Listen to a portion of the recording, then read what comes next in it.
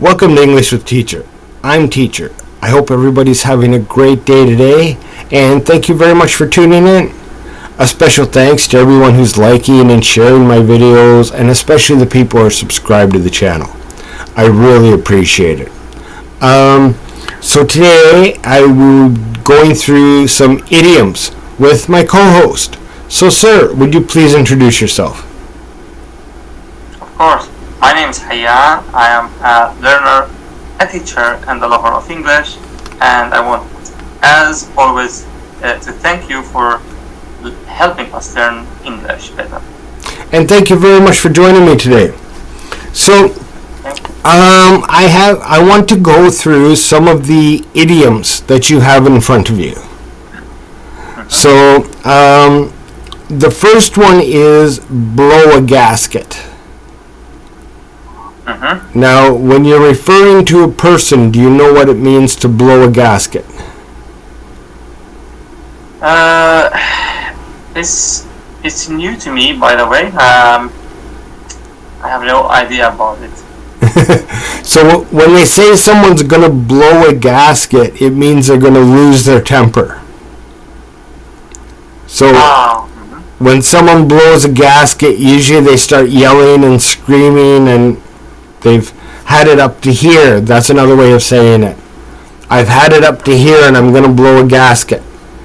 So usually something's been bothering them a lot and they're going to blow a gasket. They're going to start yelling and screaming about it. Good. So Thank you. if someone says someone's going to blow a gasket, you should be on the guard. Yeah, be careful. Yeah. Okay, what about the elephant in the room?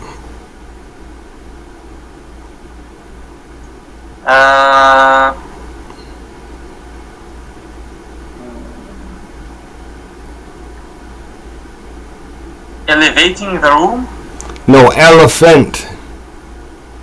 Elephant? Elephant in the room. Yes. In the room. Anything like a lie? Somebody's lying here? It can be.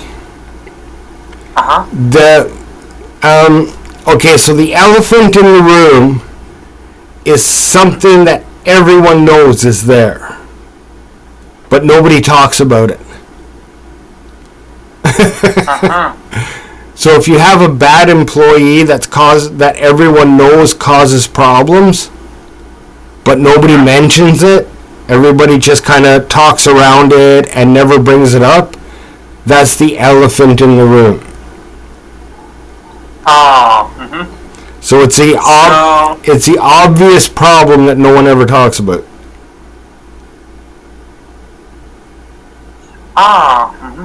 So it doesn't have to be with people, but it might be with issues like something. It's a problem. Others want to talk about it.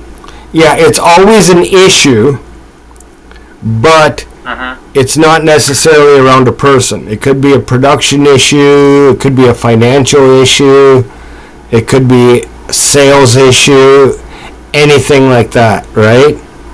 But yeah, it's a problem. So it's an issue and a problem are kind of the same thing that no one ever talks about, but everybody knows about. Good. Okay. Now, if you say someone is on the ball. Someone is on the ball.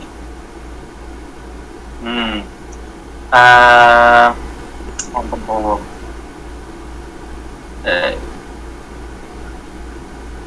It's new to me too. I have heard of that maybe, but I'm not sure what it means. Okay, so it's someone who is, imagine a soccer player. I think this is where it came from. So a soccer player is on the ball. He's got everything in his control. He's really good at what he does. So either a person or a company that's on the ball has everything under control. Oh, I got it. I got it. Mm-hmm. Exactly. So it can be, like I said, it can be a person or a company that's on the ball. Okay, and the next one is get canned. A person get canned. Get canned. I'm imagining putting a person in a can. Sorry. Yeah. But the meaning, thinking about it, is it to be caught doing something? No. It's actually, I don't even know how they came up with this one, but it's actually to get fired from your job. Get fired. Yeah. So you can quit your job or you can get canned. Right? If you quit your job, it's your choice. If you get canned, it was the company's choice to let you go. Interesting. Yeah, like I said, I'm not even sure whether, like some of them, like on the ball, I can see where they got it from, right? But makes sense. Yeah, but getting canned, I don't know how they went from getting fired to being put in a can. So that one's beyond me, right? Yeah. Okay. Now, if something is like pulling teeth. Pulling? Teeth. Teeth. Yeah. Pulling teeth. I know when we say bullying your leg, it means kidding. Yeah. Right? Yep, that's right. Pulling teeth? Is it the same? No. No. It's a very different meaning. Oh, really? Yeah. So, what does it mean? Pulling teeth is usually when you're trying to get information. So you're like, getting information out of this guy is like pulling teeth, meaning it's very hard to do. So you can't just say that you need information. You have to go in and get the exact information out of him. So it's like pulling teeth. It's really hard. Yeah, it makes. Yeah, this one makes sense. Yeah. I like the other one.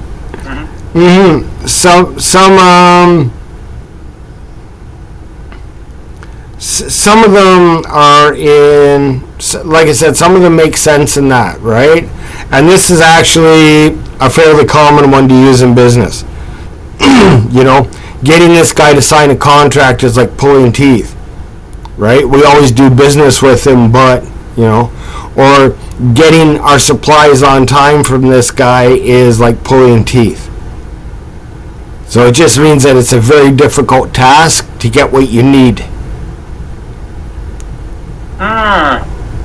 Like pulling a tooth would be, right? A very difficult task. Okay,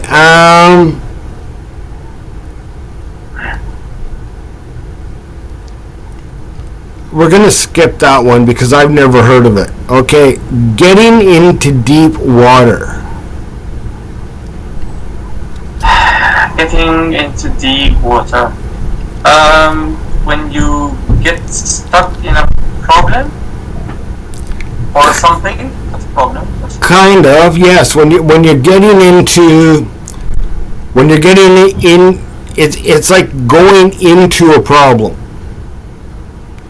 So as you go into a problem, the water gets deeper.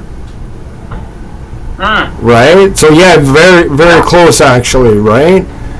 And so getting into deep water usually means that you're starting to get into trouble in something, right? Your expenses are too high, it's taking too long to do a job, and you're at risk of losing something. So you're starting to get into deep water where there's a potential of losing something there. Yeah, I got it. Yeah, it's close to the meaning, to the literal meaning. Yeah, exactly. Like that, your try at it was actually very close to what it is, right? Exactly. Okay, and being in their shoes. Yeah, if I were in their shoes, like if I were, if I had their, if I were, but, like when you put yourself in somebody's place, Right, their situation. your situation, yeah, that's what I wanted to say. Exactly. Usually refers to someone who's in trouble with something. And so, they're having a difficult time with something or something of that nature. And so putting yourself in their shoes is, if you were having the same problem, you would probably react the same way. It's a big thing on having empathy for other people. Right? So, if I was in my student's place, I'd be very thankful for people who taught me, right? And I get that a lot from my Vietnamese students, right? How much they appreciate it. So if I was in their shoes, I would probably think the same way.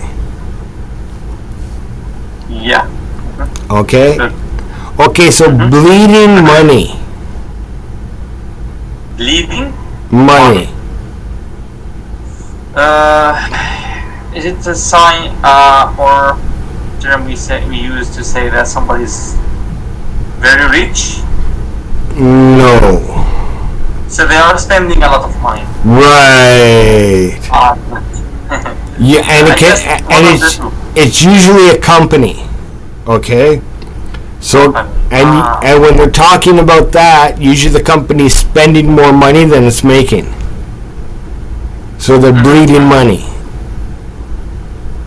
Yeah, I guess it's okay. Yeah, okay? Yeah. Remember, it's not just for you, it's for the people at home too. Yeah, of course, yeah. Yeah. So I have to make sure everyone understands. And the learning curve. Learning curves. Usually curves like this curves. Curves. It has to do with problems or difficulties. Not necessarily, but a learning curve is basically the predicted time it's going to take somebody to learn something. So in a company situation, right, we're changing our sales software. So there's going to be a learning curve of about 2 weeks for the salesman to get used to the new program. Okay. Now, that being said, there's two other idioms that go with that. Ahead of the curve and behind the curve. So, if your company gets the new software, right, and they're expecting it to take 2 weeks for people to learn, but you learn it in 1 week, you're ahead of the curve. But if someone takes 3 weeks to learn it, they're behind the curve. Right? So imagine a bell curve on a chart, like this. So if you're ahead of the curve, you're doing good. If you're behind the curve, you're doing bad. I got it. Okay? And a lot of people talk about being ahead of the curve. And it's not just for individuals. A company can be ahead of the curve, where they're developing new products quicker than the other companies. And they're bringing them to market faster. And is it only business expression or idiom? So you use it with, can we use it with the everyday life? A lot of people use it in education. Some people might use it in someone's success in life. He's only 22 and he has a lot of investments and a business set up. He's really ahead of the curve. but mostly it's a business thing. And either a company or individuals in a company can be ahead of the curve. Right? So it can deal with either, but typically it's used in a business environment. Okay. Well, thank you very much, sir. I hope you learned something from this. I love doing idioms because they're very interesting. I agree, and you can find them easily. You should look for them and try to work on them and memorize them. And they're interesting, you know. Yeah, and especially anybody doing business with an English-speaking client. The client is going to use idioms. We use idioms all the time, and we don't think of them because everybody knows them. So if you're dealing with someone from Canada like me, and you're just learning English, and I say, yeah, we have to be ahead of the curve and get this done, you're going to look at me and think, what's he talking about? So it's not even so much to use, it's to understand them when other people use them. Exactly, I agree, definitely. Okay, well, thank you very much, and thank you everyone for watching. I hope you learned, and I hope you enjoyed it. And so take care of yourself, and I will see you in the next video. Have a great day.